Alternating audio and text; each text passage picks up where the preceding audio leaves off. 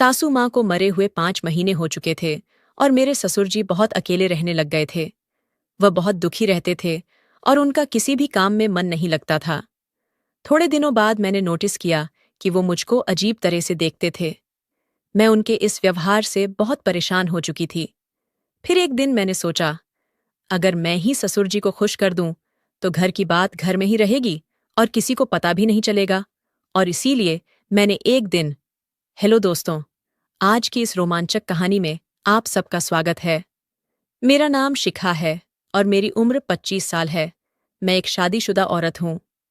मेरे पति का नाम आकाश है और वो एक प्राइवेट कंपनी में नौकरी करते हैं। हमारी शादी को लगभग 3 साल हो गए हैं, लेकिन अभी तक हमारे कोई भी बच्चा नहीं हुआ है। हमारे परिवार में मैं, मेरे पति और मेरे सास ससुर रहते हैं। हम सब अपनी जिंदगी में बहुत खुश थे और सब एक दूसरे के साथ बहुत ही हंसी खुशी से रहते थे। पर अचानक हमारी खुशियों को किसी की बुरी नजर लग गई। दरअसल हुआ ये था कि मेरी सासू माँ का एक एक्सीडेंट में निधन हो गया, जिस वजह से हमारे पूरे घर में शोक की लहर छा गई थी। सासू माँ की मौत के बाद हम सभी अंदर से टूट चुके थे। हमारे ऊपर तो जैसे दुखों का पहाड़ ही टूट पड़ा था। सासू माँ की मौत के बाद मेरे ससुर जी बहुत ज्यादा दुखी रहने लगे थे। मैं जब भी मेरे ससुर जी को देखती थी, तो वो अकेले में बैठे बैठे रो रहे होते थे और सासू माँ को याद कर रहे होते थे। मैं और मेरे पति ससुर जी की इस हालत को देखकर बहुत ज्यादा दुखी हो जाते थे। हम यही सोचते थे कि काश सासू माँ जिंदा होती तो ससुर जी की यह हालत नहीं होती। मैंने और आकाश ने उन्हें बहुत समझाया था कि आप ऐसे मत करो, आप घर के बड़े हो, अगर आप ही टूट जाओगे तो फिर हमारा क्या होगा। हमारे समझाने के कुछ वक्त बाद तक तो वह ठीक रहते थे, लेकिन अकेले में फिर वो वैसे ही हो जाते थे। इसी तरह 6 महीने बीत गए थे, लेकिन ससुर जी का अपनी पत्नी को भुला पाना बहुत ही मुश्किल लग रहा था। फिर कुछ समय के लिए हमने ससुर जी को हमारी कोलकाता वाली ननद के पास भेज दिया। डॉक्टर भी हमेशा से यही बताते हैं कि अगर हम घटनास्थल वाली जगह से दूर हो जाते हैं तो घटी हुई घटना कुछ पल के लिए हम भूल जाते हैं। मेरे ससुर जी करीब 2 महीने तक कोलकाता में रहे, पर जब वह वापस आए तब भी हमें उनमें कोई बदलाव नहीं दिख रहा था। उनमें वैसे तो कोई बदलाव नहीं आया था, पर हाँ, मैंने उनके व्यवहार में एक अजीब सी बात नोटिस की थी। मैंने नोटिस किया था कि वह अक्सर मेरे शरीर को घूरते रहते थे या फिर कभी-कभी मुझे छूने की भी कोशिश करते थे। मुझे उनकी ये हरकत बहुत ही अजीब लग रही थी, क्योंकि इससे पहले उन्होंने कभी भी मेरे साथ ऐसा नहीं किया था। मेरा दिल कर रहा था कि मैं अपने पति को फोन करके सारी बात बता दूं, लेकिन फिर मैंने सोचा कि अगर मेरे पति ने मेरी बात पर यकीन ही नहीं किया, तो फिर मैं क्या करूंगी। मैंने सोचा कि हो सकता है कि ये मेरा वहम हो, लेकिन एक दिन तो हद ही हो गई। एक दिन तो मेरे ससुर जी ने कुछ ऐसा किया कि मेरे पैरों तले जमीन ही निकल गई। मुझे यकीन ही नहीं हो रहा था कि वह ऐसा कुछ भी कर सकते हैं। मैं जब बाथरूम में जा रही थी, तो वहां पहले से ही मेरे ससुर जी थे। मैं थोड़ी देर के लिए वहीं खड़ी हो गई।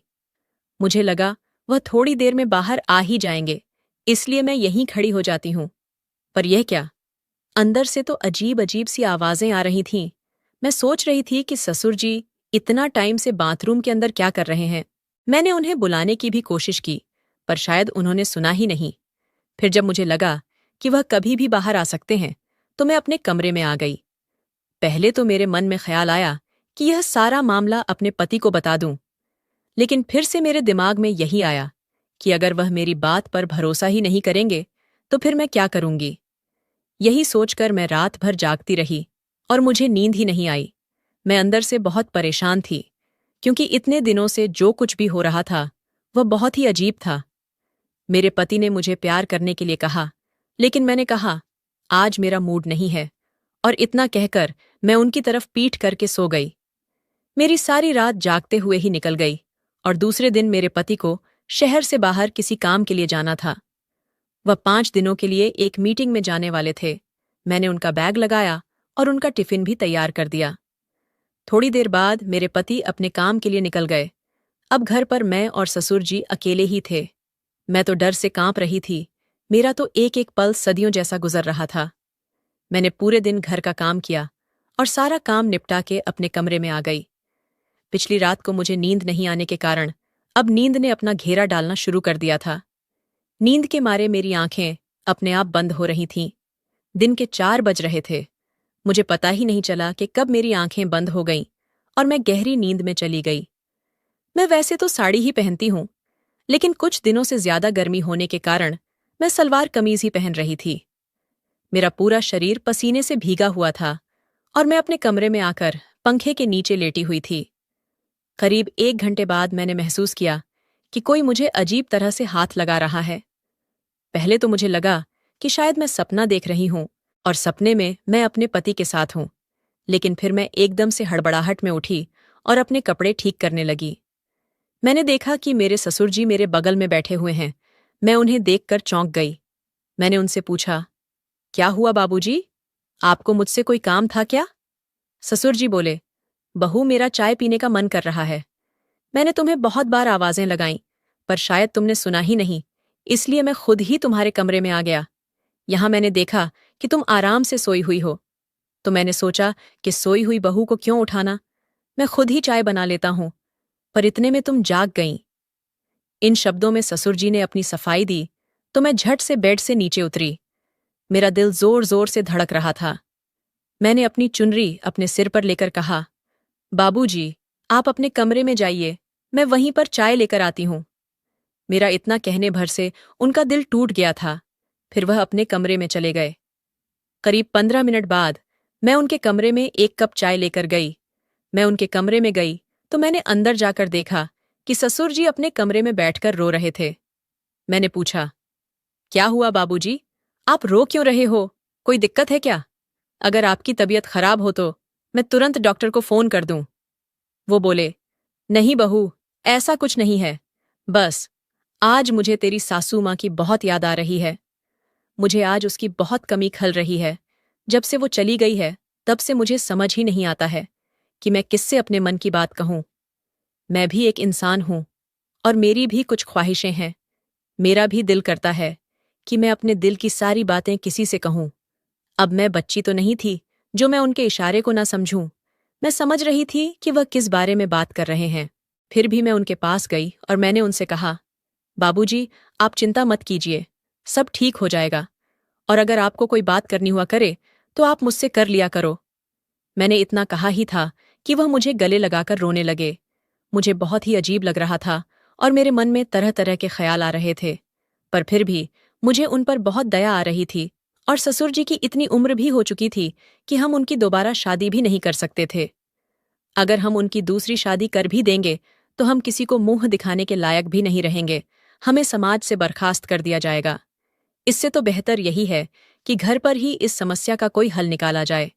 एक बार तो मेरे मन में आया कि अगर मैं ही ससुर जी को खुश कर दूं तो किसी को पता भी नहीं चलेगा और घर की बात घर में ही रहेगी। मैंने दिल पर पत्थर रखकर उनका न्योता मन ही मन कबूल कर लिया था। फिर मैंने उन्हें नहाने को कहा और उनके कपड़े वगैरह निकालकर उनको दे दिए। थोड़ी देर बाद वह नहाकर वापस आ गए। उन्होंने बनियान और नीचे टॉवल धोती की तरह लपेटा हुआ था। वह मुझे देखकर थोड़ा सा मुस्कुराए और मैं भी उनकी इस हरकत से हल्का सा मुस्कुरा पड़ी थी। फिर अगले दिन जब मैं सुबह की चाय देने उनके कमरे में गई तो मैंने देखा कि वह शायद तौलिए को लपेटकर ही सो गए थे। मैंने हल्के से दरवाजे को धक्का दिया तो दरवाजा पहले से ही खुला हुआ था और ससुर जी बनियान पहनकर सो रहे थे। उनकी इस हरकत से मुझे गुस्सा तो बहुत आया, लेकिन मैंने उनसे कुछ कहा नहीं और चाय देकर वापस किचन में आ गई। करीब 1 घंटे बाद वह किचन में आए और मुझसे बोले, बहू, जरा तेल गुनगुना करके मेरे कमरे में ले आओ और मेरे सिर और बदन की मालिश कर दो। इस बार मुझे उनकी खराब नीयत पहले ही पता चल गई थी, पर मेरे पास कोई सबूत नहीं था। थोड़ी देर बाद मैं एक कटोरी में तेल गर्म करके उनके कमरे में ले गई और उन्हें बोला, बाबूजी, यह तेल लीजिए और आप खुद ही लगा लो। मुझे आज बहुत सारा काम करना है और बहुत सारे कपड़े भी धोने हैं। वो बोले, बहू, सिर पर तो मैं खुद ही लगा लूंगा, लेकिन पीठ पर मेरा हाथ नहीं पहुंचेगा, इसलिए पीठ की मालिश तुम ही कर दो। इतना बोलकर वह अपने बेड पर पीठ के बल लेट गए। मुझे आज सुबह से ही उन पर बहुत गुस्सा था, लेकिन मैं फिर भी उनकी पीठ की मालिश करने लगी। करीब 10 मिनट बाद उन्होंने साइड बदलते हुए कहा, बहू, तुम्हारे हाथों खराब हो ही गए हैं, तो थोड़ी पेट की भी मालिश कर दो। मैं ना चाहते हुए भी उनकी हर बात मानती जा रही थी और अपने दोनों हाथों से उनकी मालिश कर रही थी। मैं यही सोच रही थी कि काश आज सासू माँ जिंदा होती तो मुझे ये सब नहीं करना पड़ता। मेरा इन 6 दिनों में आकाश के बिना इतना बुरा हाल हो गया है, तो ससुर जी सासू माँ के बिना कैसे रहते होंगे। मैं इसी सोच में इतनी डूबी हुई थी और सब कुछ वहीं छोड़कर अंदर भाग आई थी। थोड़ी देर बाद ससुर जी भी मेरे कमरे में आ गए और बोले, क्या हुआ बहू, तुम सब कुछ छोड़कर यहाँ क्यों चली आई? क्या तुम्हें आकाश की याद आ रही है? क्या तुम्हारा उसके बिना दिल नहीं लग रहा है? तुम मुझे बताओ कि तुम्हें क्या परेशानी है। तुम्हें जिस चीज की भी कमी होगी वह मैं तुरंत पूरी कर दूंगा। मैं तुम्हें अपनी बेटी ही मानता हूं और मैं तुमसे अपनी बेटियों की तरह ही प्यार करता हूं। मैं ऐसा कभी नहीं चाहूंगा कि तुम किसी भी तरीके से दुखी रहो। आखिर तुम भी मेरी लाडली बेटी हो। मैं उनके पैरों में गिर गई। मैंने कहा, ससुर जी, मैंने आपको बहुत गलत समझा, मुझे माफ कर दीजिए। मैं इतने दिनों से यही सोच रही थी कि आप मुझ पर बुरी नजर रख रहे हो और इसीलिए मैं आपसे दूरी बना रही थी। पर अब मैं समझ पा रही हूं कि जब आकाश को गए 5 दिन ही हुए हैं और मैं उसके बिना इतना परेशान हो चुकी हूं, तो सासू माँ को मरे हुए तो बहुत समय हो चुका है। अगर मैंने आपका दिल दुखाया हो तो आप मुझे माफ कर दीजिए। अब से मैं आपकी हर तरह से देखभाल करूंगा और आपकी बेटी बनकर रहूंगी। कमेंट करके जरूर बताइएगा कि आपको ये कहानी कैसी लगी। अगर आपको ये कहानी पसंद आई हो तो इसे लाइक करें और अपने दोस्तों के साथ भी शेयर करें। आगे भी ऐसी रोमांचक कहानियों के लिए हमारे चैनल को सब्सक्राइब करें और बेल आइकन दबाना न भूलें।